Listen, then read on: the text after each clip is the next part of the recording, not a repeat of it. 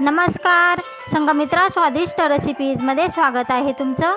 आज आपण चविष्ट व पौष्टिक अशी हरभरा डाळीची म्हणजेच चना डाळीची खीर बनवणार आहोत। आणि नवीन असाल माझ्या चॅनलवर किंवा आतापर्यंत माझे चॅनल जर तुम्ही सबस्क्राईब केलेलं नसेल तर व्हिडिओ पूर्ण बघून घ्या आणि माझ्या चॅनलला न विसरता सबस्क्राईब करून घ्या।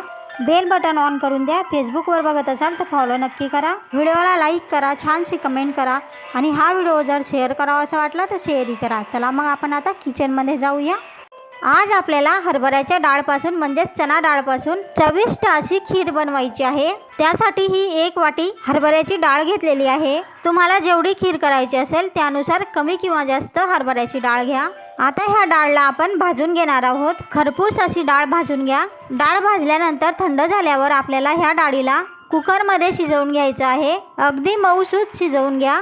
हरभरा डाळ शिजवून तयार आहे। रवीने ह्या डाळीला आपण घोटून घेणार आहोत आणि एकजीव करून घेणार आहोत।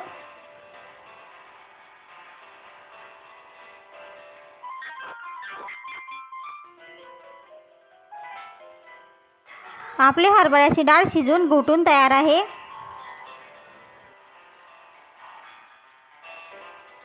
आता खीरसाठी लागणारं इतर साहित्य बघूया। खीरसाठी तुमच्या चवीनुसार साखर घ्या।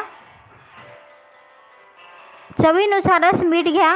वेलदोडा पावडर किंवा वेलायची पावडर घ्या। तुम्हाला आवडतील त्यानुसार ड्रायफ्रूटचे काप घ्या। मी ह्या खीरमध्ये 1 वाटी खवा घातलेला आहे। तुम्ही दूध घातलं तरी चालेल। आता साजूक तुपावर म्हणजेच गावरानी तुपावर आपण ड्रायफ्रूटचे काप परतून घेणार आहोत। ड्रायफ्रूटचे काप परतल्यानंतर आता आपण शिजवून घोटून ठेवलेली हरभरा डाळ घालणार आहोत।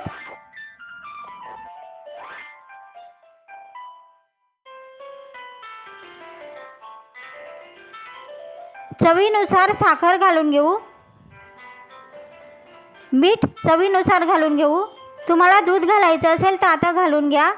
मी खवा घातलेला आहे त्यामुळे आता हा खवा आपण आपल्या खीरमध्ये टाकून घेणार आहोत।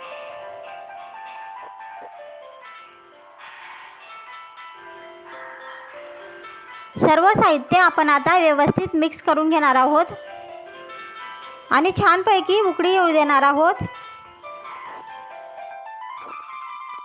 आता शेवटच्या स्टेपवर आपण वेलदोडा पूड किंवा वेलायची पूड घालून घेणार आहोत। तुम्हाला जायफळची पूडही घालायची असेल तर घालू शकता। आता 1 उकळी आल्यानंतर आपली खीर तयार आहे। हरभऱ्याच्या डाळीपासून अतिशय चविष्ट व पौष्टिक अशी खीर नक्कीच करून बघा आणि कशी झालेली आहे ते कमेंट बॉक्समध्येही नक्की सांगा। आणि नवीन आलेला असाल माझ्या चॅनलवर किंवा आतापर्यंत तुम्ही माझं चॅनल सबस्क्राईब केलेलं नसेल तर माझ्या चॅनलला न विसरता सबस्क्राईब करून घ्या। बेल बटन ऑन करून द्या। फेसबुकवर हा व्हिडिओ बघत असाल तर फॉलो नक्की करा। फेसबुकवर फॉलो केल्याने व यूट्यूब चॅनल सबस्क्राईब केल्याने मी अपलोड केलेल्या प्रत्येक व्हिडिओची नोटिफिकेशन तुमच्यापर्यंत पोहोचत राहील। त्यामुळे विनामूल्य यूट्यूब चॅनल सबस्क्राईब नक्की करून घ्या। आणि हा व्हिडिओ जर तुम्हाला तुमचे मित्र मैत्रिणी नातेवाईक ओळखीच्यांना शेअर करावासा वाटला किंवा कोणत्याही सोशल साईटवर शेअर करावासा वाटला तर शेअरही नक्की करा। व्हिडिओला लाईक करून द्या। छानशी कमेंट करायला विसरू नका। चला मग आता भेटूया पुढच्या रेसिपीमध्ये। तोपर्यंत स्वतःची काळजी घ्या, स्वतःच्या कुटुंबियांची काळजी घ्या। पुढच्या रेसिपीपर्यंत नमस्कार।